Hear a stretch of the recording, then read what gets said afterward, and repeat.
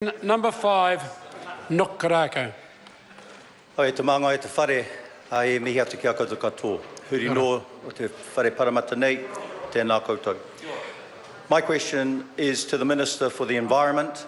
How will the Environment Aotearoa 215 report released today strengthen the integrity of New Zealand's clean, green brand? Mr Speaker. The Honourable Dr Nick Smith. Mr Speaker, independent reporting of how clean our air is, what the state of our waterways is, the progress that we're making in areas like of marine protection, in my view, is actually really important to New Zealand living up to its clean green brand.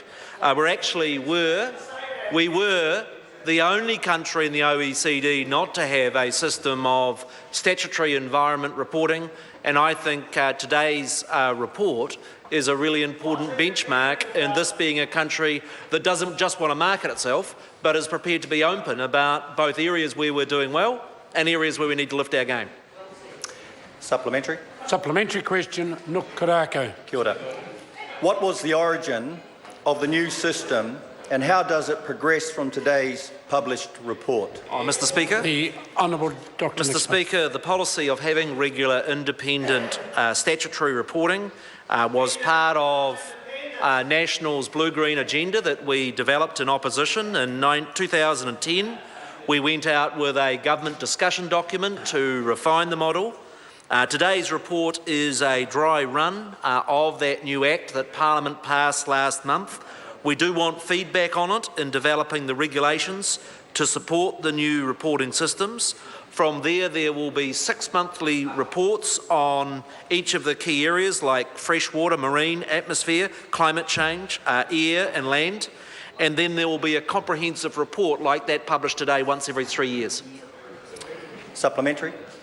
Supplementary question, Nuk Korako. What areas of the report point to improvements in the state of our environment and what areas are identified as requiring greater attention? Mr Speaker. The Honourable Dr Nick Smith. Mr Speaker, the report does note in an area like air quality that we've made very substantive progress, with a lot fewer New Zealanders dying as a consequence of particulate pollution, and that we in fact have some of the cleanest air in the world. That's come about because we've tightened fuel standards, we've set a tougher mark in terms of vehicles in New Zealand, and there's also been a real program of converting people's heating systems and this government's very aggressive program around home insulation. If you take an area like the ocean area, it shows that New Zealand's made very good progress in reducing the number of our fishing stocks that are overfished, and that, for instance, we've almost reduced by about 40% the number of seabirds that are killed in the fishing industry. The areas where it poses real challenges. The answer's miles too long.